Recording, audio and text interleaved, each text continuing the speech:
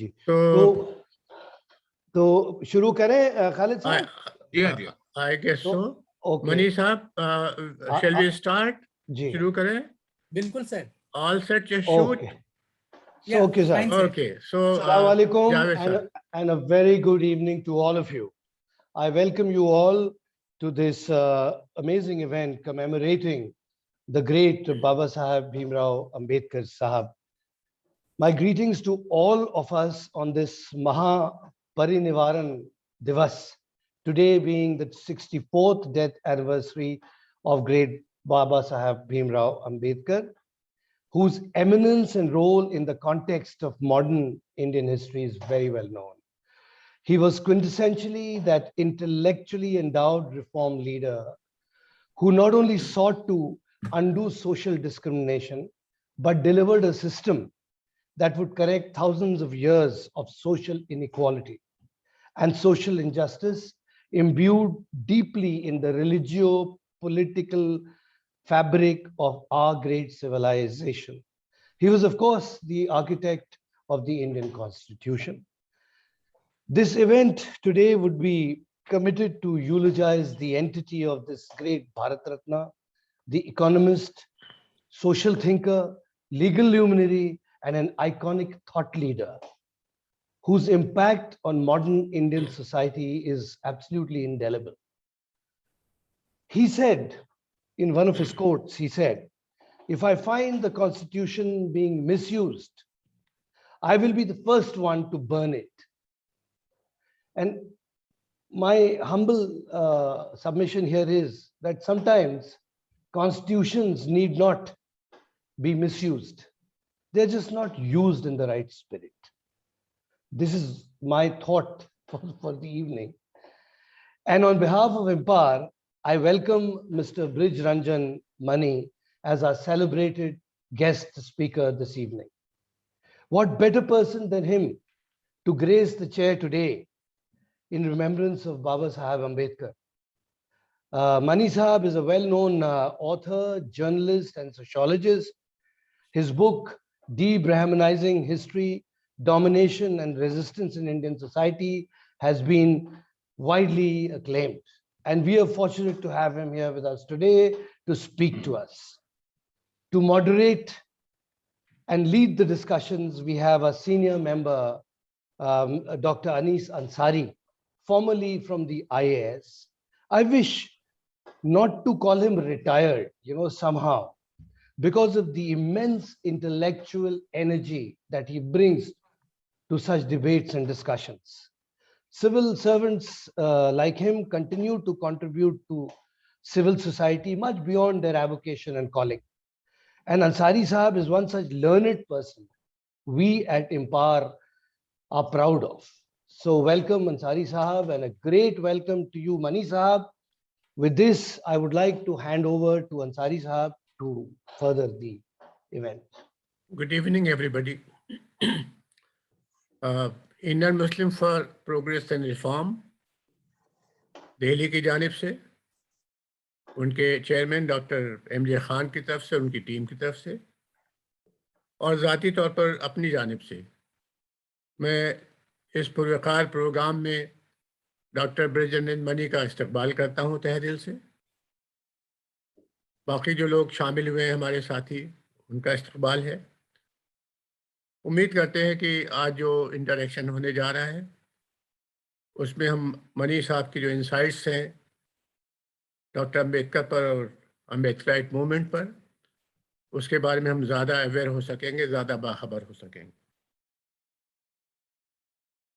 Doctor Ambedkar की सबसे बड़ी जो नुमाया खसूसियत जिसके बारे में सभी लोगों को मालूम है वो ये है कि उन्होंने कॉन्स्टिट्यूशन के फॉर्मुलेशन में, उसके फ्रेम करने में बहुत ही की रोल अदा किया था। सही तरीके से जावेद यूनुस साहब ने उनको आर्किटेक्ट ऑफ इंडियन कॉन्स्टिट्यूशन कहा है। इंडियन कॉन्स्टिट्यूशन की जो अहम सिफात हैं, जो कैरेक्टरिस्टिक्स हैं, उन्हें प्रेम्बल में उसको समअप किया गया है। मतलब उसमें ये कहा गया है कि हम लोग हिंदुस्तानी एक सेकुलर सोशलिस्ट सॉवरेन रिपब्लिक कायम करने जा रहे हैं, अपने आप को दे रहे हैं, तफवीज़ कर रहे हैं, जिसमें लिबर्टी होगी, थॉट की, एक्सप्रेशंस की, इक्वलिटी होगी, सोशल जस्टिस, ये सारे जो अहम बुनियादें हैं कॉन्स्टिट्यूशन की, उनका उसमें जिक्र है। फिर उसको बाद में फंडामेंटल राइट्स के चैप्टर में article 14 equality for all, article 15 state is prohibited from discriminating against any citizen on the basis of his religion, race, caste, sex, place of birth, or any of them in the matter of education. फिर article 16 जहां public employment के क्षेत्र में किसी भी किस्म के discrimination को राज्य की तरफ से मना किया गया है। फिर आर्टिकल 25 जिसमें सभी लोगों को, चाहे वो शहरी हों या गैर शहरी, उनको फ्रीडम ऑफ रिलीजन प्रोपोगेट करने की, कॉन्शियस की फ्रीडम, ये गारंटी की गई। अब मैं इस कंटेक्स्ट में एक बहुत सिंपल से सवाल से शुरुआत करना चाहता हूं मनी साहब से कि आर्टिकल 341 में, जिसमें सारे शेड्यूल्ड कास्ट के लिए रिजर्वेशन की फैसिलिटी को एनेबल किया गया है, उसमें एक सूची लगाई गई है कि ये कम्युनिटीज़ हैं जो शेड्यूल्ड कास्ट में शामिल हैं, और कॉन्स्टिट्यूशन हमारा पूरी तरीके से सेकुलर है, अपने प्रेम्बल में भी और अपनी डिटेलिंग में भी, प्रोविजंस में भी। इसके बावजूद 10 अगस्त 1950 को गवर्नमेंट ऑफ इंडिया ने एक एग्जीक्यूटिव ऑर्डर, जो डेलीगेटेड लेजिस्लेशन है अंडर आर्टिकल 341, वो जारी किया और ये कहा कि ये फैसिलिटीज़ 341 की सिर्फ हिंदुओं को मिलेंगी, हिंदू दलितों को। बाद में उसको 1956 में सिख दलितों को शामिल कर लिया, 1990 में बुद्धिस्ट को शामिल किया। अब मेरा सवाल यह है कि डॉक्टर अंबेडकर कैबिनेट में थे, लॉ मिनिस्टर के हैसियत से, जब ये 10 अगस्त 1950 का एग्जीक्यूटिव ऑर्डर जारी हुआ। पार्लियामेंट में कोई डिबेट नहीं हुई, क्योंकि डेलीगेटेड लेजिस्लेशन था, तो ऑर्डर निकालने के बाद उसको पार्लियामेंट के टेबल पर रख दिया गया, टेबल ऑफ द हाउस में। मैं जानना चाहूँगा डॉक्टर मनी से कि इस किस्म का ऑर्डर, जिसको रंगनाथ मिश्रा कमीशन ने बाद में अनकॉन्स्टिट्यूशनल और अनफेयर कहा, उसको ख़त्म करने की सिफारिश की, जब वो जारी हो रहा था तो डॉक्टर अंबेडकर ने कहीं उसकी मुखालफत की या उसको ख़त्म करने की कोशिश की, और अगर नहीं की तो उसके क्या कारण हो सकते हैं? क्या डॉक्टर अंबेडकर को ये बात वाज़ेह नहीं थी कि रिलीजन की बुनियाद पे कॉन्स्टिट्यूशन में किसी भी शख्स के खिलाफ, किसी भी सिटीजन के खिलाफ डिस्क्रिमिनेशन नहीं हो सकता? तो मनी साहब, ओवर टू यू। शुक्रिया बहुत बहुत। मुझे लग रहा है कि ये बहुत ही अहम सवाल आपने किया है, लेकिन ये रिटोरिकल भी है। वो बाबा साहब क्या चाहते थे और क्या हुआ, अगर लीगलिटी से हम लोग शुरू करेंगे यहाँ पे, तो मेरी समझ से कुछ समझ ही नहीं पाएंगे। बिकॉज जो प्रोक्लेमेशंस है गवर्निंग क्लासेस का शुरू से, जब से आज़ादी आई यहाँ पे, और जो असलियत है, उसके बीच बहुत बड़ा फासला है।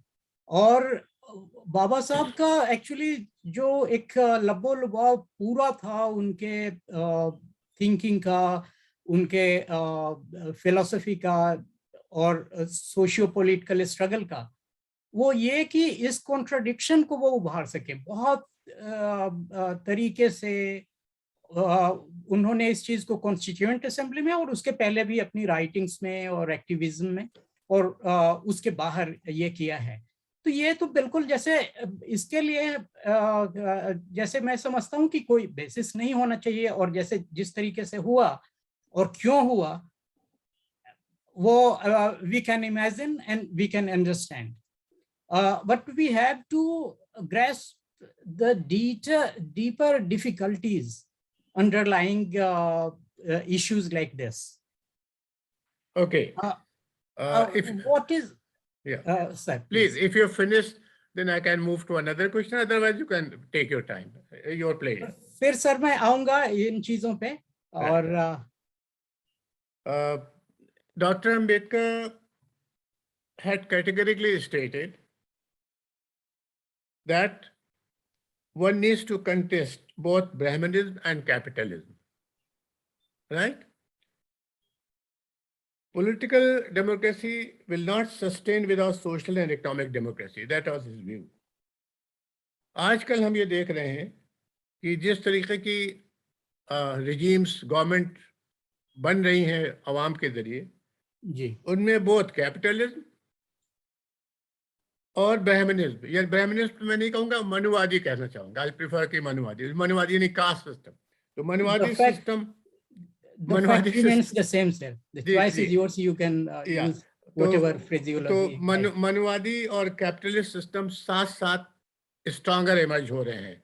जी, तो ऐसी सूरत में हमारी जो डेमोक्रेसी है उसमें जो बाबा साहब का ड्रीम था कि सोशल इक्वालिटी होना चाहिए, इकोनॉमिक इक्वालिटी होना चाहिए, पॉलिटिकल इक्वालिटी होनी चाहिए, तीनों चीजों के लिए उन्हें जोर दिया था। वो कैसे हम लोग रियलाइज कर पाएंगे और उसको कैसे हैंडल किया जा सकेगा, इस पे आपकी जो ये सर जो मैं सोच रहा था आज के टॉपिक के बारे में, Ambedkar and the current socio-political challenges. तो मुझे लगा कि ये जो आप अभी सवाल उठा रहे हैं ये सेंट्रल क्वेश्चन है, बिकॉज ये जो डेमोक्रेसी को जैसे बाबा साहब ने देखा था, he was many things, but one remarkable thing about him was he was a very hardcore sort of realist. He was a pragmatic thinker. He was actually the lone voice who could see what is unraveling today. And I will illustrate it by underlining many of his speeches in the Constituent Assembly. एक बहस में भाग लेते हुए 1948 में वो उन्होंने कहा था, जो डेमोक्रेसी आ रही थी यहाँ पे उसके बाबत एक चीज जो बहुत ही महत्वपूर्ण है और वो याद रखने लायक है। उन्होंने कहा था, democracy in India is only the top dressing on an Indian soil which is essentially undemocratic. तो ये इतनी बड़ी चीज थी और इसको किस्म किस्म से वो एम्फेसाइज करते रहे, और खास करके जब कॉन्स्टिट्यूशन को वो दे रहे थे, सौंप रहे थे नेशन को 25 नवंबर 1949 को, तो जो उन्होंने स्पीच दिया था वो इतना महत्वपूर्ण है और उसमें एक बहुत ताकत से और बहुत खूबसूरती से इस चीज को उन्होंने अंडरलाइन किया था, जो आपने कहा कि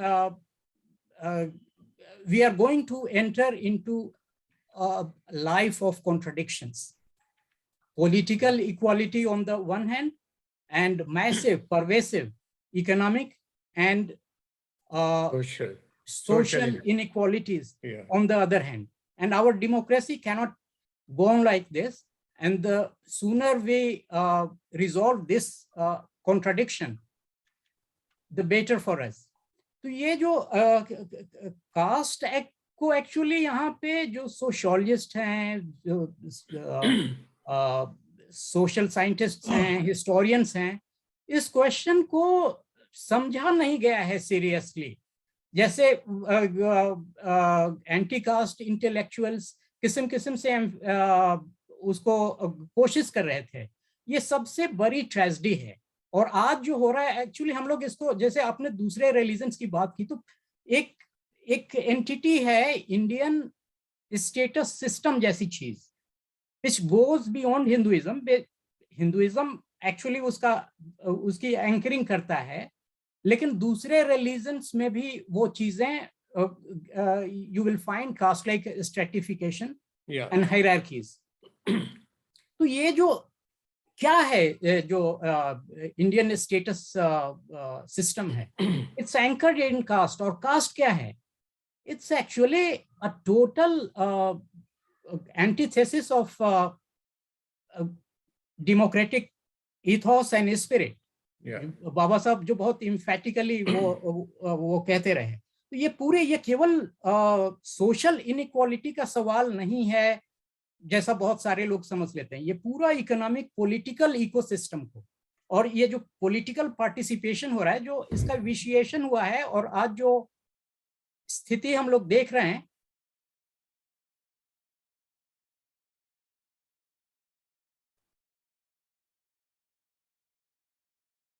आपकी आवाज डिप कर गई,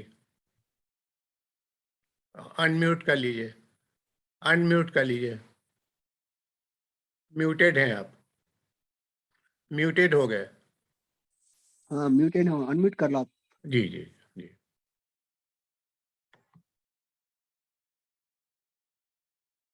हेलो, जी जी, आप we can hear you. Yes please. या तो ये sir, You can were you hear me? you were muted for I think almost 30-40 seconds. So if you said something that, and उस दौरान में we missed तो it. रिपीट कर दीजिए उसको। Repeat कर दीजिए। मैं कह रहा था कि जो स्टेटस सिस्टम यहाँ पे है वो बाई डायमेंशनल है। It's both religious ritual as well as secular. So it becomes very powerful and overwhelming. And the entire people belonging to all castes in all religions are part of it. इसको यहाँ की national leadership ने कभी महत्व नहीं दिया, जो एक मेजर क्रिटिक था एंटी कास्ट मूवमेंट्स का, और बाबा साहब जिसके लीडिंग स्टॉलवर्ड थे अपने समय में। लेकिन उसके पहले भी और बहुत पहले से किस्म किस्म से लोग इस चीज को कहते रहते थे और इसके खिलाफ सड़क पे उतरे थे। इसके लिए जैसे लड़ाइयाँ लड़ी गई थी वो स्ट्रीट में और वो सड़कों पे। तो मेरी समझ से जब तक इस क्वेश्चन को सीरियसली नहीं लिया जाएगा, तो ये जो डेवलपमेंट का पैराडाइम आया आजादी के बाद, और उसमें क्लेम तो जैसे होता है कि जनता के लिए सब कुछ हो रहा है, खास करके गरीबों के लिए, लेकिन एक्चुअली होता क्या है, तो उसके लिए मेरी समझ से ये जो डेवलपमेंट को समझना बहुत जरूरी होता है, जिसमें अक्सर वो एब्सोल्यूट टर्म में हम लोग यूज करते हैं, बट दो फैसेट्स हैं डेवलपमेंट के, और उसमें फर्क करना बहुत जरूरी है। एक डेवलपमेंट वो वैल्यू फ्री डेवलपमेंट, वो एसेट्स और वेल्थ नेशन के बढ़ रहे हैं, और दूसरा सोशल डेवलपमेंट, वो जो एसेट्स वगैरह बढ़ रहे हैं वो लोगों तक कैसे पहुंच रहे हैं या नहीं पहुंच रहे हैं, और किसको क्या मिल रहा है। तो इस लिहाज से देखेंगे तो ये शुरू से ही जो क्लेम है गवर्नमेंट का, वो बिल्कुल अधिकांश लोगों के लिए, उसमें वो दलित्स और Adivasi and major chunk of OBCs and Muslim masses को डेवलपमेंट पैराडाइम में बहुत कम हक मिला है जो मिलना चाहिए। और ये मेरी समझ से मुख्य कारण है अभी जो इम्पास हम लोग देख रहे हैं, ये जो डेडलॉक सी सिचुएशन है, और एक जो थ्रेट है डेमोक्रेसी के पास, और वो रियल है, और ये रिपब्लिक है जो सोशलिस्ट है और सेक्युलर है, उसकी जड़ें वहां पे हैं। तो ये जो थ्रेट्स हम लोगों को डेमोक्रेसी और कॉन्स्टिट्यूशन के साथ दिख रहा है वो रियल है, लेकिन वो सिम्टम्स है। उसकी कॉजेज जो हैं वो आपको इस तरीके से समझना पड़ेगा। एक दो जो पॉइंट्स मैंने रेफर किए, और बाबा साहब उसमें बहुत मदद कर सकते हैं, और मैं भी जो ये बोल रहा हूँ ये इनसाइट्स उन्हीं का है, उसको मैं मॉडर्नाइज्ड लैंग्वेज में शायद कुछ कह रहा हूँ और अपनी भाषा में कह रहा हूँ। ओके। डॉक्टर अम्बेडकर ने जब स्टडी किया रिप्रेस क्लासेस की सोशल, इकोनॉमिक और पॉलिटिकल हालत को, तो वो इस नतीजे पर पहुंचे गालिबन की अनटचेबिलिटी वो बिल्कुल मनुस्मृति के सबब या फ्यूडल सिस्टम के सबब बिल्कुल रूटेड हैं हमारे समाज में। तो उन्होंने उससे बचने के लिए एक रास्ता दिखाया कि बुद्धिज्म की तरफ चले गए, बौद्ध धर्म को अपना लिया। सवाल ये उठता है कि क्या कास्ट सिस्टम एक रिलीजियस आइडेंटिटी का इशू है, रिलीजन से आती है, या ये इसके पॉलिटिकल इकोनॉमी के ग्राउंड पे ये बढ़ता है। अगर रिलीजन से आता है कास्ट सिस्टम हिंदुस्तान में, तो फिर conversion can be one way of escaping that rigour. लेकिन अगर पॉलिटिकल इकोनॉमी से आया है ये इशू, तो फिर हमें लैंड रिफॉर्म्स और दूसरे जो मेजर्स हैं जो कॉन्स्टिट्यूशन से डिराइव्ड होते हैं, उनकी तरफ जाना पड़ेगा। अब अगर ये पॉलिटिकल इकोनॉमी में रूटेड है, तो फिर most of the religions, Islam, Hinduism, Christianity in India more और लेस समाजी लेवल पे एक जैसे तरह ऑपरेट कर रहे हैं। उनके स्क्रिप्चर्स कुछ भी कहें, इस्लाम के या क्रिश्चियनिटी के या इवन गुरु नानक के, कि सब लोग बराबर हैं, एक भांडे, एक मिट्टी के भांडे, लेकिन ऑपरेशनल लेवल पर एक बड़ी तादाद है उनके डिवोटीज की जिनके साथ डिस्क्रिमिनेशन होता है कास्ट के बुनियाद पे। डॉक्टर अंबेडकर का क्या टेक इसमें है, उनसे हम क्या इंसाइट हासिल कर सकते हैं कि कास्ट सिस्टम को हम पॉलिटिकल इकोनॉमी के ऑफ शूट के तौर पे हैंडल करें या रिलीजन को रिफॉर्म करके ठीक करें? इसमें आपके क्या विचार हैं? उनका इंसाइट बहुत क्लियर है, और मैंने सिंबॉलिकली जैसे इस क्वेश्चन को आंसर भी किया। ये जो स्टेटस सिस्टम की मैं बात कर रहा था is anchored in caste, so it applies to caste system as well. So it's not a question of whether it's anchored or rooted in political economy or religion or socio-cultural factors. It's rooted in all these things. That's why the challenge is so Great. it is so huge and complex. मैंने बोला कि ये caste system जो है वो by dimensional nature है इसका, ये रिलीजियस भी है और सेक्युलर भी है।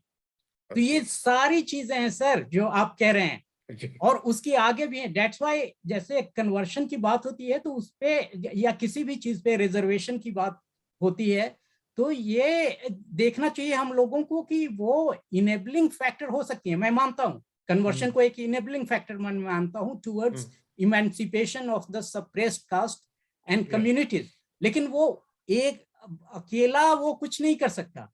बहुत सारी चीजें और होनी चाहिए सिम्बायोटिकली। एक क्रिटिकल मास जो होता है वो अभी तक जैसे नहीं बना है, और उसकी वजह से ये पहले का जो ताना बाना है, एक जो डोमिनेंट सिस्टम है जिसमें डिस्क्रिमिनेशंस अब किस्म किस्म से रिप्रोड्यूस हो रहे हैं। ये नहीं कि जैसे वो इसको बहुत कम मिल रहा है और उसको कुछ ज्यादा मिल रहा है, बल्कि सीधे सीधे जो आप कास्ट का, कम्युनिटीज का और वो रिलीजन बेस्ड भी स्टडी करेंगे तो डिस्क्रिमिनेशंस प्रोड्यूस हो रहे हैं। उसकी वजह यह है कि इसकी जड़ें बहुत गहरी हैं। ये बाई डायमेंशनल नेचर है वो कास्ट सिस्टम का सर। तो ये दोनों है, और बाबा साहब वाज एक्चुअली इसी से, उनके वर्क्स को आप देखेंगे उन्होंने अलग से नहीं लिखा। इसी से मैंने बोला कि ये मैं अपनी भाषा में कह रहा हूँ, ये इंसाइट उनमें है लेकिन सीधे सीधे वो आपको नहीं मिलेगी। तो और इसको समझा नहीं गया, ये बहुत रिमार्केबल चीज है जो आप कह रहे हैं। जी मैं एक चीज पर आपका व्यू जानना चाहूँगा।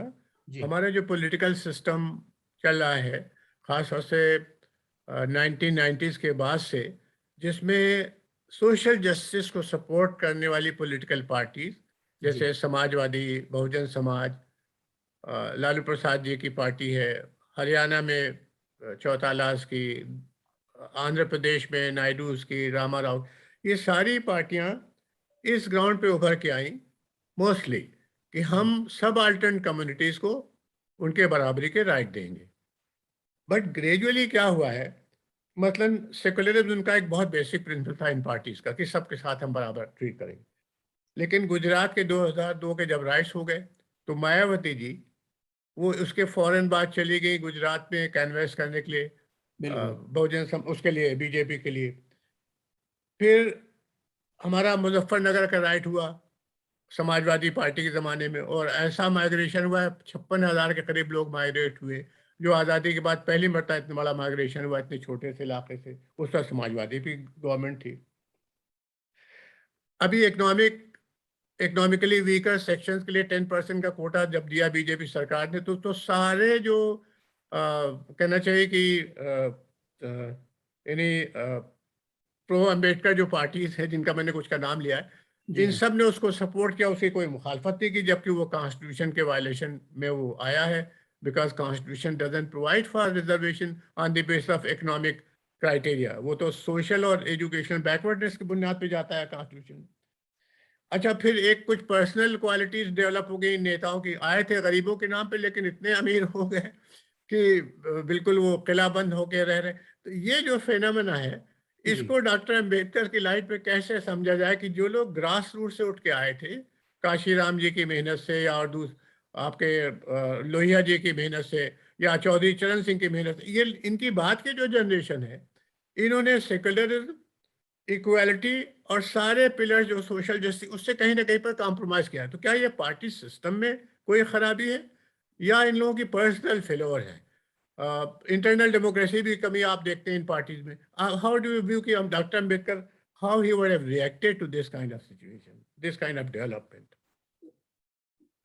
सर, ये सारी चीजें हैं जो आपने कही, लेकिन फिर वो उस जैसे इन लोगों का एक जो सबसे बड़ी चीज है कि अभी भी जो डिविजन्स है और फ्रेगमेंटेशंस है वो कास्ट सिस्टम के भीतर और इंडियन सोसाइटी में, वो जो ऑप्रेस्ड कास्ट एंड कम्युनिटीज हैं उनको साथ नहीं आने देती। वो इफेक्टिव है बहुत लेवल्स पे। और उसके बाद फिर आपसे मैं इत्तेफाक रखता हूँ, ये जो जिन पार्टीज का आपने नाम लिया और लीडर्स का, इनका फिर अपना भी एक वो corruption, personal corruption and lack of commitment और ना समझी। एक सिंपल जैसे एक कोई चीज सर बनती है, क्रिटिकल मास जब तक नहीं होता तो नहीं होती। तो एक लेवल पे तो जैसे वो जो इलेक्टोरल पॉलिटिक्स में और वो जो प्रोमिसेस किया गया, लेकिन वो जो ब्राह्मणिकल सोशल ऑर्डर है, जो इंडियन स्टेटस सिंबल है, उसको चैलेंज इन लोगों ने कभी नहीं किया, किसी पॉइंट पे नहीं। तो वो रिजर्वेशन की मांग की गई और कुछ मिला, कुछ ग्रुप रिप्रेजेंटेशन हो गया, लेकिन ट्रांसफॉर्मेशनल पॉलिटिक्स की दिशा में और एक ब्रॉडर यूनिटी के साथ जो तमाम लोग जो सफर कर रहे हैं, वो कास्ट हो, कम्युनिटीज हो, वो जेंडर के टर्म्स पे भी ये लोग साथ नहीं ला पाए। और उसकी एक मेन वजह ये है कि एक कल्चरल स्ट्रगल जिसको बट्रेस करती है कि इंटेलेक्चुअल एक डिबेट एंड डिस्कशन, उसकी कमी रही। और अभी भी जो आइडियाज का कंटेस्ट है, जो इंटेलेक्चुअल एरिना में जो क्रिएट हो रहा है, वो knowledge, production and dissemination of knowledge, उसमें ऑलमोस्ट नियर टोटल एब्सेंस है। जो यहाँ की ऑप्रेस्ड मेजॉरिटी है उनकी अभी भी नियर टोटल मोनोपोली है, वो जो ट्रेडिशनली ऑप्रेसिव कास्ट से रही हैं उनकी। तो ये चीज जब तक नहीं बदलेगी, और फिर इसके बहुत सारे कारण हैं, और ये इन लोगों से एक्चुअली वो हम लोग उम्मीद नहीं कर सकते कि ये जो इम्पास है उसको तोड़ सकते हैं।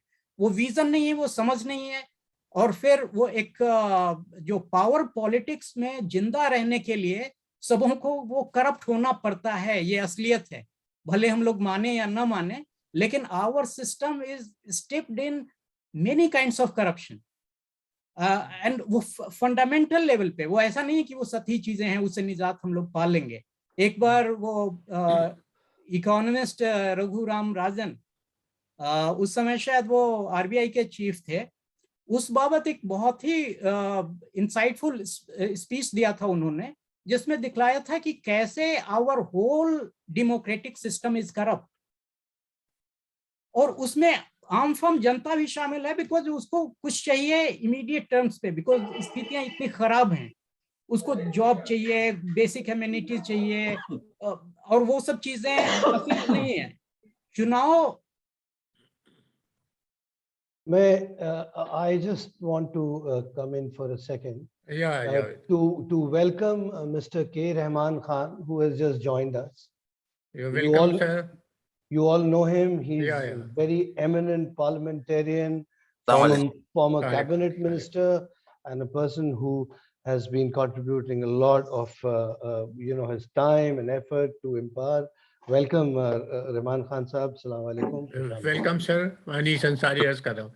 मैं मनीष साहब से अब दरख्वास्त करता हूँ कि जो चीज़ें वो और कहना चाह रहे थे और मेरे सवालों की वजह से उसमें कोई डिसकंटिन्यूटी हो गई हो, उनको सामने ले आएंगे तो बड़ी खुशी हेड होगी। सर वो जरा सा मुझे आप प्लीज फ्लैग कीजिए क्या हो रही थी बात, बिकॉज मैं ये आप ये फरमा रहे थे कि हमारा पॉलिटिकल सिस्टम जी इनहेरेंटली रघुराजन के उसके व्यू पॉइंट के जी हिसाब हाँ से जी हाँ जी हाँ करप्शन को ब्रीड करता है, जी जिसमें कोई बड़ा कंटेस्ट नहीं है। भाई अभी इलेक्शन अभी चल रहा है 2022 में। इसमें लेकिन देखिए ना, मतलब वो कितना डीप है जिस तरीके से उन्होंने कहा था। ही मेड अ जी। Very simple point, but actually it was very effectively done and it should be widely debated and discussed in the larger public interest. और आपके जो ऑब्जर्वेशंस आप कहना चाहते थे डॉक्टर अंबेडकर की जो अचीवमेंट्स हैं और उनको कैसे और आगे बढ़ाया जा सकता है। अचीवमेंट तो हम लोग के सामने हैं, लेकिन आगे कैसे उनकी थिंकिंग को बढ़ाया जाए, इस पे आप कुछ ऑब्जर्व करना चाहेंगे तो हम लोग को बड़ी खुशी होगी। मनीष साहब। मेरी समझ से बिल्कुल आपने सही कहा कि उनके अचीवमेंट से हम लोग वाकिफ हैं और कोई मतलब भी नहीं निकलता है वो हम लोग उसको गिना में। उससे क्या हम लोग सीख सकते हैं, क्या इंसाइट्स हासिल कर सकते हैं, ये जो मुश्किल सवाल हैं, जो क्राइसिस लाइक सिचुएशन है, उसको समझने में और सुलझाने में। तो ये बहुत महत्व वो फंडामेंटल इश्यूज हैं जो वो still remain unresolved from the viewpoint of the majority of people, and this is the real crisis staring us. ये जो religion based polarization जो हम लोग देख रहे हैं वो ये सबसे बड़ा थ्रेट है अभी वो apparently, लेकिन इसको जो बट्रेस करती है अंबेडकर से, जैसे वो उनका वो स्टेटमेंट याद कीजिए जिसमें वो कहते हैं कि Hindu unity is not possible unless there is an anti-Muslim riots, जो वो अपनी क्लासिक ऐसे अनाहिलेशन ऑफ कास्ट में कहते हैं। और ये पैटर्न इतना जैसे क्लियर है जैसे उनके भी पहले और आजादी के बाद हर जगह पे, और इन चीजों पे इतना कम बात होती है। और जब हम हिंदू मुस्लिम की बात करने लगते हैं, हिंदू मेजॉरिटेरियनिज्म की, तो पूरी जमीन एक तरीके से मेरी समझ से आरएसएस, बीजेपी और राइट विंग फंडामेंटलिज्म है उसको दे देते हैं, बिकॉज ये इश्यू वो नहीं है सर। हिंदू मेजॉरिटेरियनिज्म ये टर्म नहीं इस्तेमाल करना चाहिए हम लोगों को, बिकॉज उसका जो रियल नेचर है और कैरेक्टर है उसमें छुप जाता है, और इस वजह से वो इतनी आशातीत सफलता और कामयाबी मिल रही है इन लोगों को। वो जब उनका असली एजेंडा है कि इस ये जो ब्राह्मणिकल सोशल ऑर्डर है, जो इस्टेब्लिश्ड स्टेटस सिस्टम है, उसको प्रिजर्व रखो, उसको सेफ गार्ड करो, और उसमें ये मुस्लिम को हर जगह पे एक तरीके से कम्युनलिज्म को समझने का सबसे अच्छा इंसाइट बाबा साहब और पूरे एंटी कास्ट मूवमेंट से आपको मिलेगा, बिकॉज इन लोगों ने बहुत साफ तरीके से देखा था और अपने अपने तरीके से उसको अंडरलाइन भी करते रहते थे, कहते रहते थे। बहुत लोगों ने इस पे लिखा है कि ये जो मैं चीज कहने जा रहा हूँ ये केवल वर्ड्स मेरे हैं, लेकिन ये इंसाइट उन तमाम लोगों में थी, और उसको वो डॉट्स आप मिलावेंगे तो ये पिक्चर बहुत क्लियर उभरता है। ये जो रिलीजन बेस्ड पोलराइजेशन है जिसपे हिंदू राइट आज रूल कर रही है पूरे इंडिया पे, और ये जो चीज़ें अनफोल्ड कर रही हैं और सिनिस्टर तरीके से हम सब लोग देख रहे हैं, इसकी रूट्स एक्चुअली वो हिंदू मुस्लिम एंटागोनिज्म में सीधे सीधे नहीं है। इसकी रूट्स ये है जैसे conflict, discrimination and violence inherent in Hindu so-called Hindu society and community, उसको डिफ्लेक्ट करने का नाम है कम्युनलिज्म। जब आया वो पैटर्न आप देख लीजिए, कहीं वो उसको एक रिलीजियस अदर से जोड़ करके और बिकॉज अब नीचे से कुछ आग आ रही है, दलित बहुजन अब कुछ जाग रहे हैं, और जब आते हैं कोई इकोनॉमिक अपटर्न हुआ, सोशल अपटर्न हुआ, तो ये बौखी खड़ा किया जा रहा है और अभी सबसे वो सफल रहा है। लेकिन इसकी बैकग्राउंड बहुत लंबी है। आप 1850 से आजादी के समय तक और आजादी के बाद से आज तक का कम्युनल राइट्स की हिस्ट्री देखेंगे तो हर जगह पे वो जो सबऑल्टर्न कम्युनिटीज के बीच, दलित बहुजन के बीच एक जो अपसर्ज सोशल चेंज के लिए खड़ी होती है, तो ये उठाया गया है हिंदू मुसलमान का ये नारा। और मैं 2-3 उदाहरण से दूंगा बिकॉज वो इलस्ट्रेट करना जरूरी होता है। और वो 1980s के गुजरात रॉयट्स को आप देखिए, वहां पे एंटी रिजर्वेशन रॉयट्स हो रहा था और वो रातों रात एंटी मुस्लिम राइट्स में बदल गया। सबसे बड़ा उदाहरण तो उसका वो मंडल मूवमेंट से आता है, जिसमें आडवाणी ने सीधे सीधे कहा था कि ये मंडल के खिलाफ कमंडल है मेरा। और ये जैसे वो जो एंटी मंडल फोर्सेस थी वो कैसे वो राम मंदिर मूवमेंट में तब्दील हो गई, और वो फिर जो विजय का काफिला, कामयाबी का काफिला जो शुरू हुआ बीजेपी का, आरएसएस का, वहां से होती है। और वो यहाँ की जो डोमिनेंट कास्ट्स हैं, एग्रेसिव कास्ट्स हैं, जो रियल रूलिंग फोर्सेस हैं यहाँ पे, वो और हर जगह पे काबिज हैं, वो लेजिस्लेशन में और लेजिस्लेटिव में और एग्जीक्यूटिव में और जुडिशरी में, सबों का उसको सपोर्ट था। और ये एक हवा बनाई गई कि कांग्रेस ये हम लोगों के इंटरेस्ट को, ये भीतर की जो बात है, और वो जैसे पब्लिक डिबेट में ये सब चीजें नहीं आ पाती हैं, बट असलियत ये थी कि ये उन तबकों ने ये डिसाइड किया कि कांग्रेस से अब काम चलने वाला नहीं है। कांग्रेस अपने तरीके से जैसे लाती थी, वो उसमें बहुत सारी कमियां थी। डेवलपमेंट का जो मैंने जिक्र किया कि वो जो बहुत अच्छा पैराडाइम नहीं था, प्रो पीपल नहीं था, लेकिन वो हिंदू राष्ट्र के लिए कम से कम जैसे वो पागल नहीं थी। और वो एक जो आज बीजेपी आरएसएस कर रही है वैसा उसका नक्शा नहीं था। उसका एक अकोमोडेटिव, एक मॉडरेट, जो नेहरूवियन सेक्युलरिज्म कहा जाता है, वो है कि ये रेस्ट्रेंट और generosity from the majority community and freedom of religion to Muslims. ये एक्चुअली यहाँ इतना पावरफुल जो पोटेंट फोर्स है रिलीजन, उसके हिसाब से हम लोग इसको क्रिटिक कर सकते हैं कि बहुत वो जैसे और आगे जा सकते थे और पॉलिटिक्स और रिलीजन को अलग करना चाहिए था। लेकिन जैसे वो एक काबिले तारीफ चीज थी उस समय के माहौल में। उसके बाद लेकिन जैसे नेहरू की जो मुख्य कमी थी कि वो एजुकेशन को और जो इकोनॉमिक चेंजेस आया उसको उन्होंने वो मासेस तक वो नहीं पहुंचा पाए। और उनके रेजिम में जो चीजें होते रही उससे जो रिप्रोडक्शन डोमिनेंट कास्ट के फेवर में पहले से था वही होते रहा। और उसके बाद एक इम्पास आया और उस इम्पास से ये जैसे वो मंडल मूवमेंट के वक्त वो क्लियर हुआ और बीजेपी आरएसएस उससे आगे बढ़ी। तो ये सबसे बड़ा इंसाइट मेरी समझ से अंबेडकर से ये मिल सकता है कि हम लोग इस सवाल को सही परिप्रेक्ष्य में समझें। ये एक्चुअली हिंदू सोसाइटी के भीतर की जो अंतरकला है और वो नहीं मिटने वाली है। ये नेताओं का आपने नाम लिया, पार्टीज का नाम लिया, ये कैपिटुलेट कर जाते हैं, कंप्रोमाइज कर जाते हैं, बहुत सारे करप्ट हैं, आपस में मिल नहीं पाते, कोई बड़ा मकसद नहीं है, विजन नहीं है। ये सारी चीजें सही हैं, लेकिन जिन इश्यूज को वो लोग पब्लिकली कभी कभी बोलते हैं और जीतने के लिए, चुनाव जीतने के लिए और राजनीति करने के लिए, वो चीजें तो नहीं जाएंगी। तो यहाँ के रूलिंग फोर्सेस को ये समझना चाहिए, ये बीजेपी आरएसएस भी नहीं कर पाएगी और ये चीज आखिरकार बाहर आवेगी।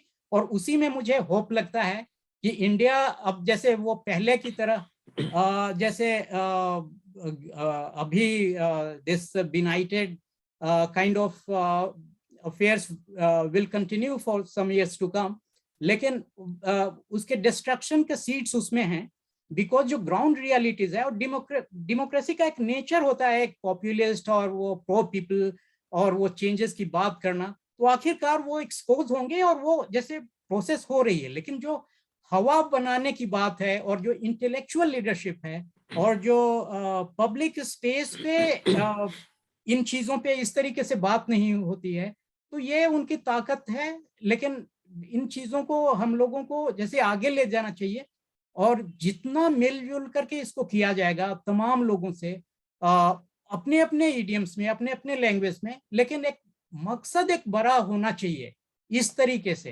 कि वो पूरे नेशन के लिए हम लोग सोचे। ये नेशन क्या होता है? लोग होते हैं। तो आप 70-75% लोगों को इस स्थिति में रखे हुए हो। ये एनुअल स्टेटस रिपोर्ट जो आती है एजुकेशन की, वो जो प्रथम लाती है, और नेशनल, सर जी हाँ जी, इस साल का उसका हुलिया आप देख लीजिए। और जो नेशनल फैमिली हेल्थ सर्वे 5, मतलब जो लेटेस्ट दोनों रिपोर्ट्स की बात कर लीजिए, 40% of our people are not having nutritional meals. Almost half our children are wasted and stunted.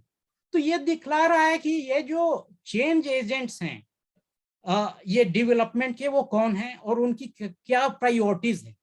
तो इन चीजों को जब तक सेंट्रल क्वेश्चन नहीं बनाया जाएगा और इस पे डिसाइसिव रूप से एक जैसे एक डेमोक्रेटिक पॉलिटिक्स नहीं होती है, तो जैसे चीजें नहीं बदल सकती।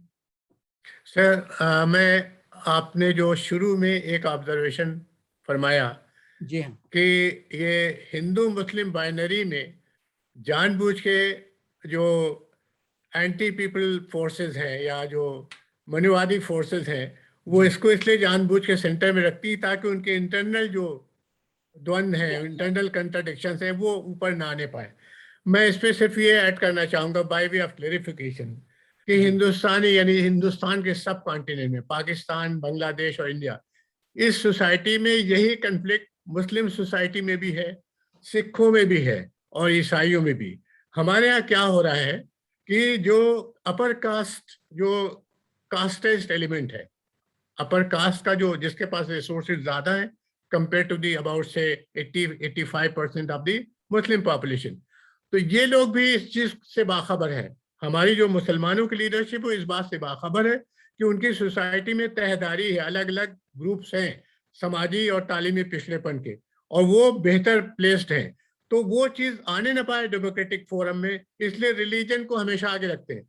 आप पूरी लड़ाई देख लें 1920 से, यानी जब से आपने टर्की का खिलाफत मूवमेंट शुरू किया, फिर उसके बाद पाकिस्तान का मूवमेंट शुरू हो गया, हिंदुस्तान की आज़ादी के बाद उर्दू का मूवमेंट शुरू हो गया, शाहबानों का मूवमेंट शुरू हो गया, और अभी ट्रिपल तलाक का, ये सारे मूवमेंट बेसिकली कहीं ना कहीं पर इस्लाम को बीच में रख के किए गए। और इसका फायदा क्या हुआ उनको कि आरएसएस और उनके काउंटर पार्ट जो मुसलमानों में है, उन दोनों ने इसको आगे बढ़ाकर मुसलमानों हिंदुओं की जो बड़ी आबादी है, जो कसीर आबादी है, सबाल्टर्न तबका, उनके राइट्स को इग्नोर किया है।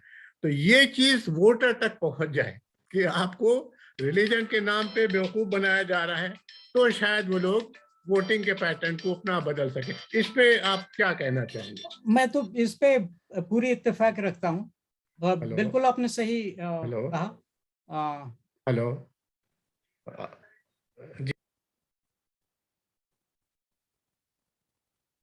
जी,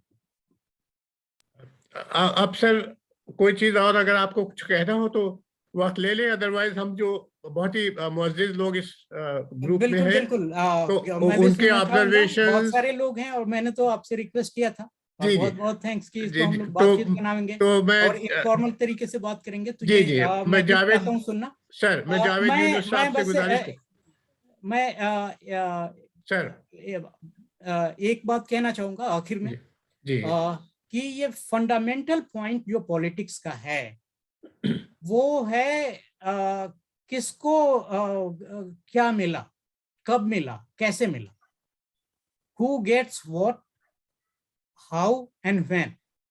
इसको हम लोगों को हमेशा जैसे किस्म किस्म से जो सारी चीजें मैंने बोली वहां पे जाती हैं, और ये आपने जो आखिर में बात बोली वो उससे तो पूरी तरीके से मैं सहमत हूँ और बिल्कुल जैसे सही बोला, और इस चीज को इवन जवाहरलाल नेहरू ने लिखा है इसी रूप में जैसे आपने बोला है।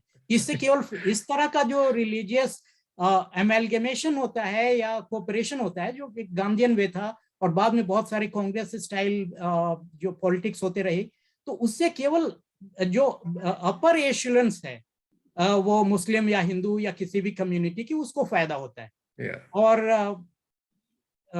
बिल्कुल सही बात है वो। तो अब the house is open for any observation, clarification, questions, comments from any of the distinguished members.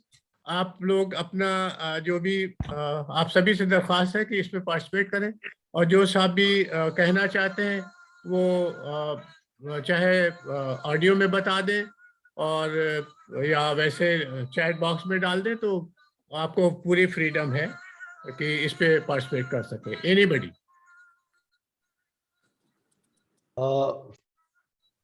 Firoz गाजी साहब, would you like to come in? आप बराए करम थोड़ा ज्वाइन करें। रहमान खान साहब से पूछ लीजिए, वो मुझे दिखाई नहीं दे रहे थे, लेकिन I will request Rahman Khan Sahab anyone जो भी लीड लेना चाहे शुरुआत कर दे। Let the ball rolling. Rahman Khan Sahab please. हाँ जी जी जी, मैं कुछ 2-3 सवाल करना चाहता हूँ सर। जी आवाज आ रहा है? जी जी। इसी मैं जो कुछ भी कहा गया उससे करता हूँ। 3 सवाल मुझे सुने आ रहा है? Am I audible? Yes, you are audible. सुनाई दे रहा है सर, सुनाई दे रहा है। देखिए, मैं 3 अटेंशन ड्रा करना चाहता हूँ 3 इश्यूज पे। एक, डॉक्टर अंबेडकर ने 1930 के राउंड टेबल कॉन्फ्रेंस के एड्रेस की तरफ मैं सवाल उठाना चाहता हूं कि उनका जो एड्रेस था उसमें वो क्लियर तौर से कहते हैं कि he was representing the depressed class in round table conference. There he mentioned the minorities are also among the depressed class, and then he will say there that India is going to become independent one day or the other,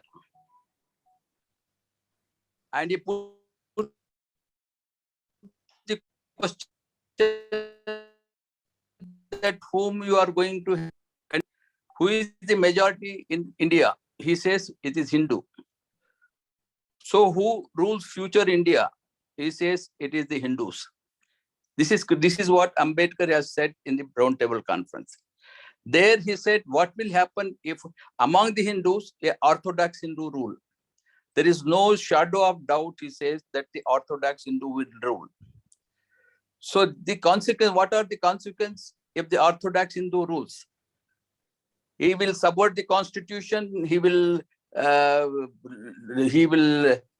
disrespect law. He will do what is all happening today. He has predicted as early as in 1930, and he has given the solution that while framing the constitution, these sections should be protected.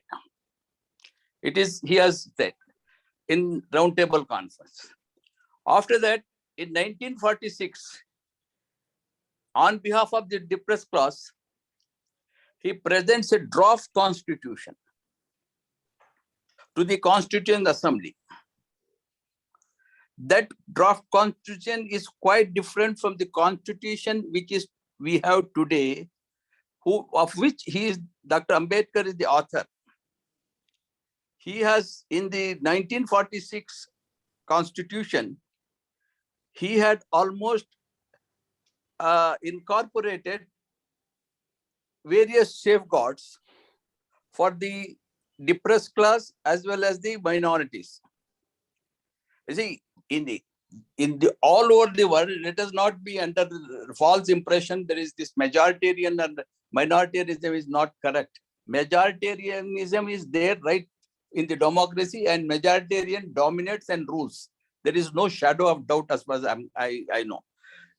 So here, the question which I would like to know, this is the thoughts of Ambedkar And today's constitution, which has not, these things are not been incorporated, there is not sufficient safeguard except that all safeguard, there is no sufficient safeguard in the constitution for possible misuse of the majority, which he mentions effectively in the roundtable conference. I would like to know why there is a change from 1930 to 1946 to when the final constitution came. This I don't find anywhere the reason for Ambedkar to keep silent when the separate electorate was being discussed on 25th or 26th May of 1949, where by amendment in the draft constitution, separate electorate was there, which Ambedkar has advocated right from the beginning. And now by amendment that was removed. So I would like to know why this change after Pune Pact, where Ambedkar and Gandhiji entered into a pact. There is a lot of confusion. I would like to know whether the author, you can throw some light on this. मानी साहब, आपने सवाल सुना है, observations. Rahman साहब government of India में minister रह चुके हैं और डिप्टी चेयरमैन थे राज्यसभा के, और उसके अलावा उससे भी पहले बहुत काम किया है एजुकेशन की फील्ड में, कोऑपरेटिव की फील्ड में बहुत काम किया. He has got very rich multi dimensional experiences. I hand over his question to you. मेरे पास इसका कोई परफेक्ट आंसर नहीं है सर. मैं समझता हूँ कि वो खुद ये महसूस करते थे, और किसी पब्लिक इंटेलेक्चुअल में और पॉलिटिशियन में कॉन्ट्रडिक्शंस होते हैं और बहुत सारी चीजें थी, लेकिन मुझे लगता है कि उसमें एक तारतम्यता भी थी, एक कोहेसिवनेस भी था. उनका जो फोकस था इंडिया को सोशल डेमोक्रेसी बनाने का, वो हमेशा रहा. फिर बहुत सारे कंप्रोमाइजेस, वो जिस पीरियड की बात कर रहे हैं, वो खास करके जब कॉन्स्टिट्यूएंट असेंबली में आए, वो तो कंप्रोमाइजेस का दौर था, मैक्सिमम कंप्रोमाइजेस का. और वो उन्होंने जैसे वो किया, इवन जैसे पूना पैक्ट में वो, जैसे पहले तो उसी को समझना होगा, वो बिल्कुल जैसे वो there was a pact between Gandhi and Ambedkar, लेकिन वो बिल्कुल उसके सख्त खिलाफ थे उस समय भी और आखिर तक. और फिर उन्होंने जैसे बोला भी है, it's a well known story. तो इस तरह की चीजें जब पब्लिक लाइफ में जाते हैं तो होती हैं, लेकिन हम लोगों को फोकस रखना चाहिए कि वो जो सेंट्रल फोकस था उनका वो क्या था. और इन सब चीजों से अगर जैसे उस एक तो एम्बिग्यूटीज हैं इन चीजों में, लेकिन अगर उससे हम लोग एम्बिग्यूटीज को सॉल्व भी कर लेते हैं, उनके लिए तो कोई, जैसे मुझे नहीं लगता है कि कोई जैसे कोई इंसाइट हम लोगों को इस तरीके का मिल पाएगा जिससे मदद मिलेगी जो हालात हैं आज उसको सुलझाने में. नहीं, देखिए मेरा पॉइंट ऑफ व्यू ये है कि Ambedkar is a tallest personality in our entire this one. He has never compromised in his life on various issues. And here, I feel that when it comes to, he knows as early as 1930 that there is a majority in I, so there is suppressed class, a depressed class will be suffering, which depressed class include the minorities. So he should have suggested certain safeguards. The present, I feel, I may be wrong, but the present constitution is not having those ideologies which he was emphatic about it, that certain sections will be exploited when majoritarian rule comes. So there should be protection for because he says there should be the provincial or the federal parliament should have certain number of seats for the depressed class. And now he succeeded in getting number of seat reservation for a D plus, particularly the scheduled caste, scheduled tribes, and all that. But where that the minorities were left out. May I intervene? My understanding is that Dr. Ambedkar, while he was fully aware that a separate electorate was needed for the country, especially for the depressed classes, but Gandhiji was very vocal in this. He thought that it will pose a threat to Hinduism. And Gandhiji did say that a separate electorate will disintegrate the Hindu society. I think that is a reality. Without Gandhiji, constitution would not have progressed actually. He was such a towering person. So Congress party would not have supported Ambedkar on separate electorate unless Gandhiji okayed. So that would be the practical difficulty why Ambedkar Sahab agreed to have a joint electorate but subject to reservation. Now, reservation for Where is Muslims, reservation? sir, reservation for scheduled caste, there are 3 articles, Article 340, 41 and 42. So there is a reservation for scheduled tribes. There is a reservation. No, I agree that reservation is there. And But there is a reservation for Muslim OBCs also, but that reservation is covered under the category of OBCs. It is not for the legislature, even for OBC Hindus, but sir. Dr. Ansari Saab, my point is, you are right. When he was in favor of separate electorate, Gandhiji felt that it is in disintegrate the country. So many things are there. And there are countries which having separate electorate which has not been disintegrated. And I don't find in the debate any, because he was in favor, why he didn't intervene during the debate. Though he agreed, why he didn't intervene? Because in various things in the debate, Dr. Ambedkar has intervened. Sir, Pune Pact in this case, I have read the entire debate.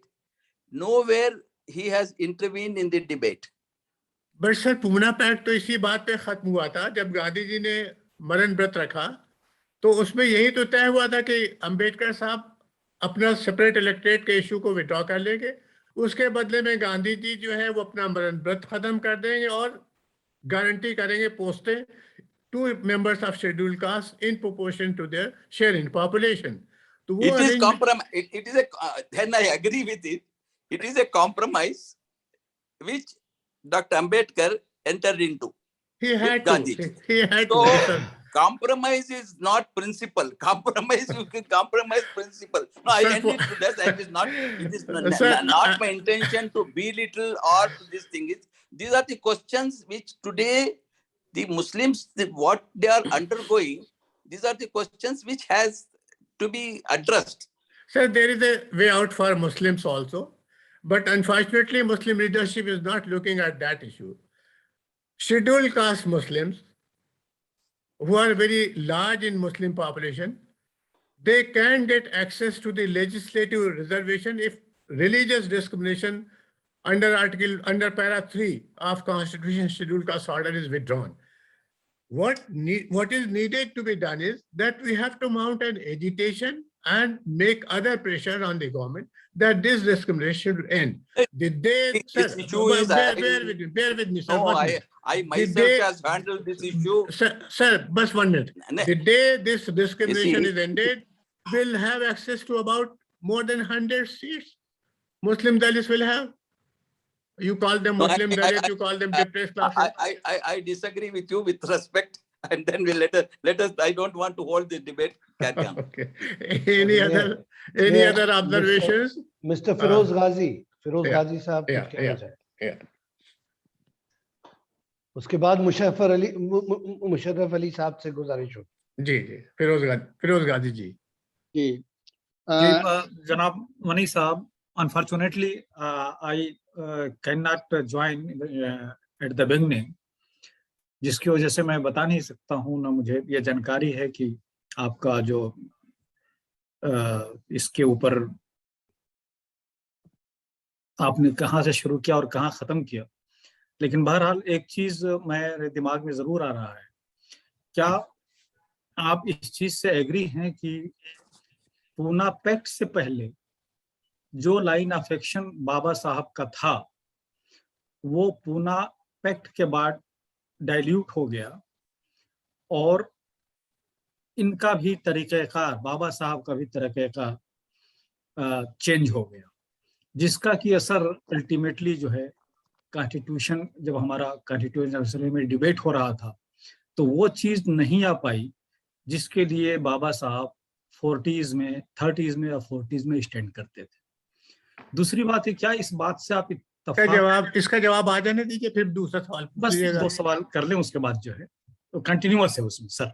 Okay, please, क्या आप इस बात से इत्तफाक करते हैं कि मुसलमानों के वो तबका जो कि पसमानदा है एजुकेशनली और इकोनॉमिकली अंडर प्रिविलेज्ड है, उनको शेड्यूल कास्ट रिजर्वेशन कैटेगरी में न रख के डिस्क्रिमिनेट किया गया है?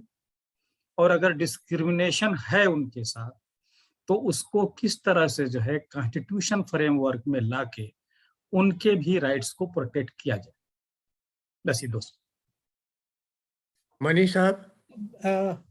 पहले सवाल से मैं पार्शियली इत्तेफाक रखता हूँ।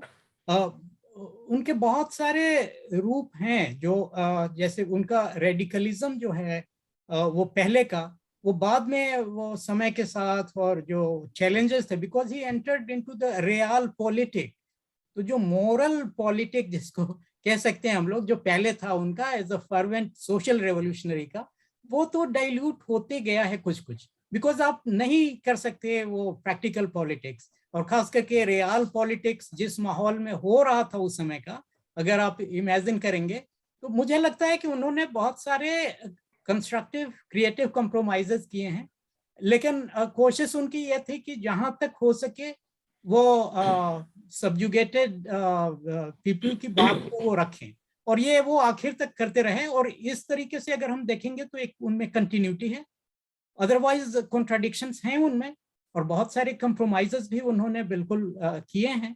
और जैसे वो पूना पैक्ट को ही अगर हम लोग लेते हैं तो वो एक it was a huge compromise. उन्होंने उसको ब्लैक मोरल ब्लैकमेल कहा है, वाइल एंड क्रूएल एक्ट कहा है, तो उस पे वो कैसे वो सिग्नेटरी हो गए? सबसे बड़ा सवाल तो उन्होंने खुद ही पे उठाया है, उससे बड़ा सवाल उन पे नहीं उठाया जा सकता।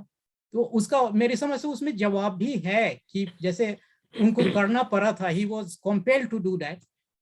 और दूसरी चीज ये जो पासमानदा कम्युनिटीज के लिए रिजर्वेशन और स्पेशल सेफगार्ड्स की बात है, तो बिल्कुल मैं तो मानता हूं कि जैसे होना चाहिए, और उसका रिलीजियस बेसिस नहीं होना चाहिए।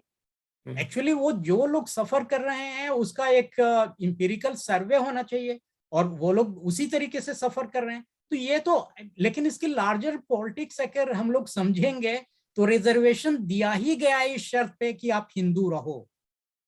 अगर ये नहीं समझते हैं तो हम लोग बहुत इनोसेंस में जी रहे हैं। तो वो बहुत डीप पॉलिटिक्स है। अब तो मुझे ये लगता है कि वो ये भी इंश्योर करेंगे कि आप नहीं भी लेना चाहेंगे रिजर्वेशन, मतलब हिंदू दलित्स और सब्जुगेटेड कम्युनिटीज की बात कर रहा हूं, तो वो देंगे, बहुत आगे तक वो देंगे, बिकॉज इसमें उनको फायदा है।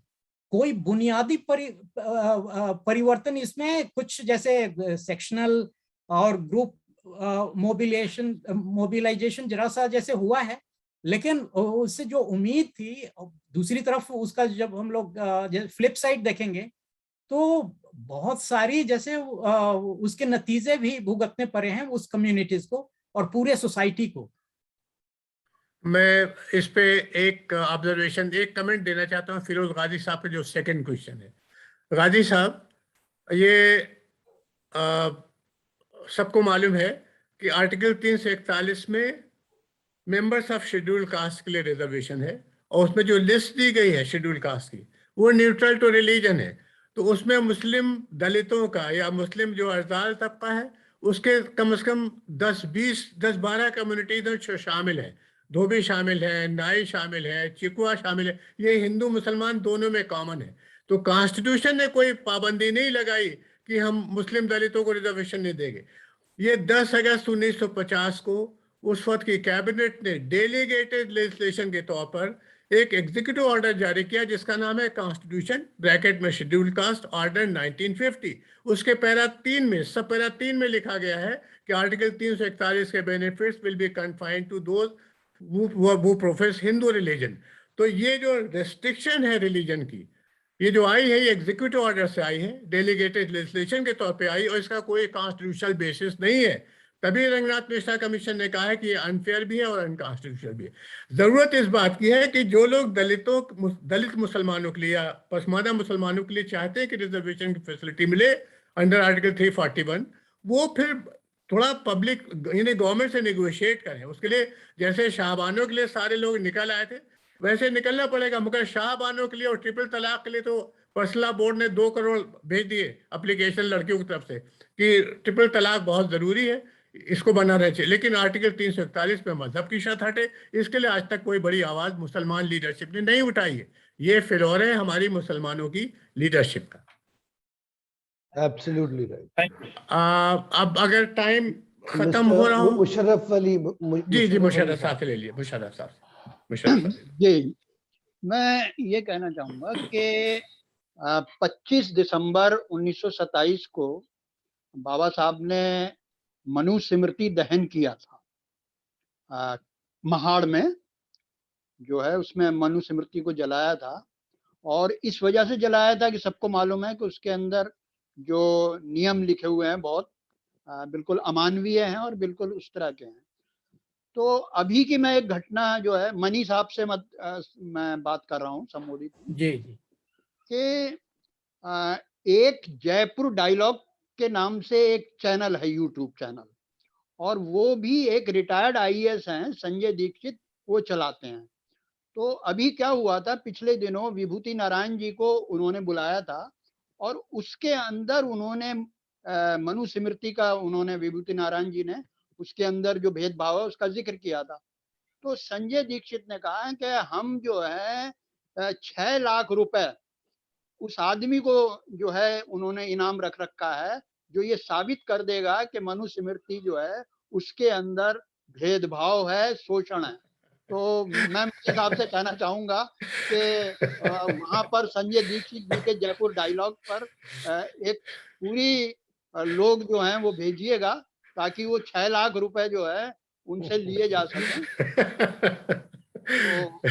ये तो बहुत अच्छा सौदा है। जी मनी साहब, you like to enter this enterprise? ये तो बहुत आसान सौदा है, बहुत कम इन्वेस्टमेंट में पैसा आ जाएगा। Sir I will lose the bet, I am not tempted. Actually ये बहुत जैसे ये तो एक हास्यास्पद सवाल है, लेकिन जब हम लोग संजय दीक्षित जैसे लोगों से इन चीजों पे बात करेंगे तो उसका क्या हश्र होगा। इसको हम लोग एक्चुअली सीरियसली नहीं लेते, इस वजह से रिएक्ट करते हैं, इन चीजों को लाते हैं। राधा कृष्ण क्या कह रहे थे, विवेकानंद क्या कह रहे थे, गांधी क्या कह रहे थे, इससे मूलभूत रूप में किस रूप में अलग था वो जो उनका डिबेट हुआ बाबा साहब से अनाइहिलेशन ऑफ कास्ट पे, उन्होंने क्या कहा, गांधी ने क्या कहा, no less a person than Gandhi, no less a person than Vivekananda, जो हु हिमसेल्फ वाज अ शूद्र। उनको बहुत सारी यातनाएं झेलनी पड़ी थी, लेकिन वो उस तरीके से ब्राह्मणिकल वो कल्चर में और सोशल ऑर्डर में फनाटिकली यकीन करते रहे और डिफेंड करते रहे। तो ये बहुत लंबी स्टोरी है, हम लोगों को दीक्षित जैसे लोगों पे नहीं जाना चाहिए, अपनी निगाहें पैनी करके वो देखनी चाहिए। यहाँ जो एंटायर एपिस्टेमोलॉजी है, जो नॉलेज सिस्टम है, उसको थॉरोली अगर आप जैसे रिसर्च करेंगे, उसे एंगेज करेंगे, उससे जवाब मिलेगा। ये मजाक का सवाल नहीं है एक्चुअली, ये किसी सोशल साइंटिस्ट ने, मतलब एक तबका है जो ये कहता है कि हाँ मनुस्मृति वाज एन एक्सेप्शन, लेकिन ओवरऑल जो हिंदू स्क्रिप्चर्स है उसमें इस तरीके से डिस्क्रिमिनेशन का नहीं है विधान। और कुछ लोग जैसे वैसे भी होते हैं, जैसा आपने जिक्र किया वो दीक्षित के हवाले से। तो ये बहुत बड़ा सवाल है, और अभी तक वो सोशल साइंटिस्ट जो हैं और जो most eminent and globally recognised, वो लोग भी किस्म किस्म से, उनकी फ्रेजियोलॉजी अच्छी है, वो they are the masters in the art of explaining away इस वजह से, और हम लोग एंगेज नहीं करते डीपर लेवल पे। और ये जैसे ये दीक्षित की बात वहां उन्होंने उस रूप में कही, तो आपने बिल्कुल सही कहा। और जैसे जो आपकी जो मंशा है उसमें स्पिरिट है, मैं उसका इस्तकबाल करता हूँ, लेकिन इसके गहरे जाइए सर तो नहीं, मैं उसका। जी जी जी, मैं ये कहना चाहूंगा कि मैं किस तरफ ध्यान आपका आकर्षित करना चाह रहा हूँ कि है क्या कि ये जो कल्चरल हेजेमनी है जो जी, पूरे समाज के ऊपर जो है ये दुष्प्रचार से या झूठे जी, प्रचार से स्थापित कर रहे हैं, उसका प्रभाव पड़ता है। और जी, हम इसको जो है इस कल्चरल हेजेमनी को स्थापित करने वाले, उन्होंने 85 यूट्यूब चैनल खोल रखे हैं जहां से वो भ्रम फैला रहे हैं। तो हमको जो है इसको नजरअंदाज नहीं करना है, हमको भी उसी तरह से इस पर लाइन लेनी चाहिए, बैठना चाहिए और एक रणनीति बनानी चाहिए। और उसके अंदर जो जैसे कि मैंने उसमें जब ये बहस चल रही थी, 5-4 लोग थे, 4 लोग जिन्होंने उन्हें घेर रखा था विभूति नारायण को, और जानबूझकर अपमानित करने के लिए बुलाया था उन्हें, है नहीं? तो उसके अंदर मैंने देखा कि अगर हम जो है 50 लोग उसमें कमेंट करते और उनकी जो पोल खोलते या उनकी असलियत उजागर करते, तो उसका हम उससे बचकर चले जाते हैं। मैंने 2 कमेंट उसके अंदर डाले, मैंने उन्हीं से जी, लेकर जो है उसके अंदर डाले। तो मेरा कहने का मतलब यह है कि हमें इन चीजों को जिसकी वजह से समाज के अंदर एक झूठ स्थापित हो रहा है, उस पर भी कोई लाइन लेनी चाहिए, क्योंकि बाबा साहब अंबेडकर जो हैं हमारे इन्हीं चीजों पर पूरी उम्र लड़ते रहे। और हम उनकी जो आज श्रद्धांजलि दे रहे हैं, हम जो खराज अकीदत दे रहे हैं, उनको याद कर रहे हैं, उसका उसका मिशन ही तभी पूरा होगा। उनके उसको जो चाहते थे कि हम इन ताकतों के खिलाफ जो है बौद्धिक स्तर पर भी और उस तरह से भी जो है अपनी आवाज बुलंद करते रहें, इस लड़ाई को जारी रखें। हाँ, आई थिंक आपने जी जो मुशर्रफ अली साहब ने जो पॉइंट उठाया है जी, वो इतना सारगर्भित है, इतना जी, जी, सब्सटेंशियल है कि उससे हम में से शायद ही कोई शख्स हो जो इस डिस्कशन में या इसके बाहर डिसएग्री कर सके। जितनी बिल्कुल, भी सोशल जस्टिस की ताकतें हैं या उसके विक्टिम्स हैं, वो सब इस बात से मुत्तफिक हैं कि डॉक्टर अंबेडकर के ब्लूप्रिंट को अभी और आगे उसमें इमारत खड़ी करने की ज़रूरत है, उसका दायरा बढ़ाने की ज़रूरत है। और आज मनी साहब ने अपने जो उनका तजुर्बा है और जो उसकी नॉलेज है, उसकी बुनियाद पे जो हम लोग के सामने रोशनी रखी है, उससे हम सभी लोग मुस्तफ़ीद हुए हैं। एक हिम्मत बढ़ी है कि इस काम को और आगे बढ़ाना चाहिए। मैं इसी कंटेक्स्ट में ये चीज़ बताना चाहूँगा कि 3 बड़ी सोशल रेवोल्यूशन अलायंस की ऑर्गेनाइजेशंस 18-19 को अम्बेडकर ग्राउंड में दिल्ली में एक बड़ा जमावड़ा कर रहे हैं। 10,000 के करीब लोग एक्सपेक्ट कर रहे हैं। मैं भी उसमें शामिल हूँगा। आप लोग उसमें जो आएंगे तो और भी हम लोग को तक़वियत मिलेगी। और उसमें हम लोग कास्ट बेस्ड सेंसस की डिमांड कर रहे हैं, आर्टिकल 341 से मजहब की शर्त हटाने की डिमांड कर रहे हैं, special component plan for OBCs मांग रहे हैं, और बहुत सी चीज़ें हैं, लड़कियों का रिजर्वेशन। तो आप लोग आ सकेंगे तो बड़ी खुशी होगी। वो ऑफलाइन प्रोग्राम है, उसमें मैदान में बैठना पड़ेगा कुर्सियों पर, और थोड़ी सी आने जाने की सख्ती बर्दाश्त करनी होगी, लेकिन वो, और पूरे हिंदुस्तान में ऐसी बहुत सी तंजीमें हैं जो इस काम में लगी हुई हैं। रिटायर्ड जजेस सुप्रीम कोर्ट के, रिटायर्ड जजेस हाई कोर्ट के लगे हुए, अपना पूरा वक्त लगा रहे हैं उम्र के आखिरी हिस्से में भी। तो इसमें हौसला हारने की ज़रूरत नहीं है। एक चीज मैं बार बार जिस पे गुजारिश करता हूँ कि ये सारे इश्यूज जो डॉक्टर अम्बेडकर ने उठाए, इनका ताल्लुक सीधे पॉलिटिक्स से। तो अगर पढ़े लिखे लोग पॉलिटिक्स में आए और वहां पर इन चीजों को उठाएं, इक्वालिटी के इश्यूज को, अपनी पार्टीज को परसुएट करें कि वो सोशल जस्टिस के एजेंडे को अपने मैनिफेस्टो में शामिल करें, तो मुझे लगता है उसका बहुत फायदा होगा। मनी साहब, आप कोई कंक्लूडिंग रिमार्क देना चाहे तो हम उसका सर इस्तेमाल करें। सर मैं भी बोल सकता हूँ, बहुत देर से मैं हाथ रेस किए हुए जी था। जी, अब्दुल वदूद साहब। अब्दुल जी वदूद सर, जी साहब, जी, yes. Welcome welcome. तो मुझे लगा जी। कि आप खत्म कर रहे हैं नहीं नहीं उसको, नहीं, तो हमने जावेद कहा साहब के तो हाथ आपका में है, जो लेकिन ब्रीफ क्वेश्चन है वो ब्रीफ क्वेश्चन पूछ जी लीजिएगा, जी जवाब मनी साहब जी जी देंगे। हाँ जी, थोड़ा सा जी ब्रीफ रखिएगा क्योंकि जी क्या वो शॉर्ट द टाइम, जी इसकी जी माफी चाहते हैं जी लेकिन जी, अब्दुल वदूद साहब, इस्तकबाल है आपका। हाँ जी मैं बोलूं। जी जी जी जी जरूर, बोलिए। जी वेलकम। जी सर, वो पूरा डिस्कशन सुना हमने, ठीक लगा। बात यह है कि हम लोग अभी अम्बेडकर साहब का बात कर रहे हैं, वो इतने 70 साल पहले की बातें हैं, तमाम कमेटी थी, वो सब जो कुछ हुआ। अभी हमें ये देखना है कि हमें क्या करना चाहिए। अच्छा, अब अम्बेडकर साहब ने जो रिजर्वेशन का रखा था, वो तो सिर्फ 15 साल का रखा था। लेकिन वो बढ़ता गया। बीच बीच में किसी साहब ने ये भी कहा कि भाई सेपरेट इलेक्टोरेट हो।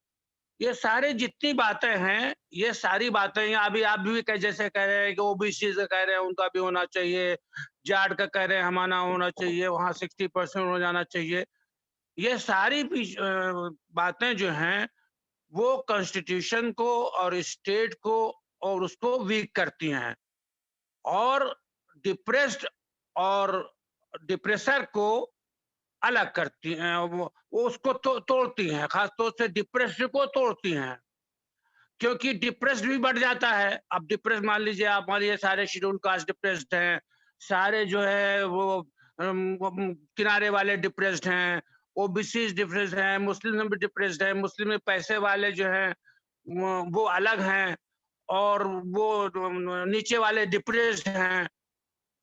मुस्लिम में भी जो शॉर्ट जाके कर लीजिए, इंदिरा शॉर्ट कर लीजिए, क्वेश्चन पूछ लीजिए। नहीं, जी, शादी कर रहा हूँ। हाँ तो आप मनीष पूछ साहब मैं तो कह रहा हूँ, क्वेश्चन इस तो पे पूछ क्यों आपका- नहीं सोचते, बतूर इस पे साहब क्यों नहीं क्वेश्चन पूछ सोचते लीजिए।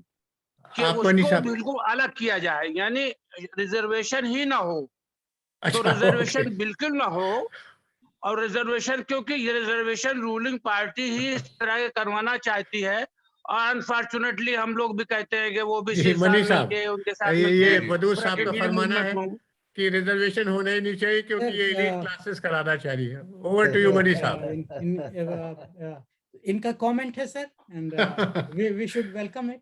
Oh, और you're हम लोग right. तो इन चीजों पे बात कर चुके हैं मेरी समझ से। जी, और जी। आपने जो आखिर में बात मैं- कही जी मेरी सर, समझ से वो महत्वपूर्ण है कि we should carry forward this struggle in a Yeah. United way and Yeah. In a more vigorous way. या Now, there is a gentleman who's amongst us, the executive director of Empower, and in the absence of, because Khan Sahab has been a bit caught up, though we wish really that Dr. M.J. Khan was with us. He has done a great, performed a great endeavor of putting all this together. But these days, all these activities are being very, very, dexterously sustained by Khalid Ansari Sahab. I wish to compliment him because he's bringing us together on this forum time and again, and he and his team. So compliments to you, Khalid Ansari Sahab. And if I have your permission, Dr. Anis Ansari Sahab, please go ahead. I will request Khalid Ansari Sahab Yeah. to give us a vote of thanks. Sure. And Thank before you. that, let's clap for Ji. Mani Sahab and all those who raised the question or those who even listened to the observations very patiently. Okay. Yeah. Khalid Sahab. Thank you, Javed Yunus Sahab. Though I don't deserve all that much applaud that you have done to me, but anyway, thank you so much.